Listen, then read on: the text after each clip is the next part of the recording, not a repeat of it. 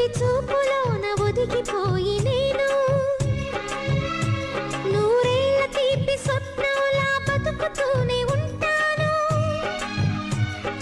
పడమటింటి పడక మీద మల్లె పూలు వేసి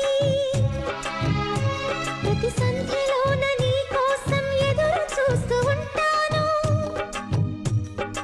ఎలా చెప్పను ఎలా చెప్పను మూడు నాళ్ళ నిజం నేనని ఈ తీయని జ్ఞాపకాలని మరు జన్మకే పంచి ఇవ్వని ఆ రోజు కోసమే ప్రతిరోజు గడపని క్షమించు నేస్తమా వద్దనవద్దు మనసా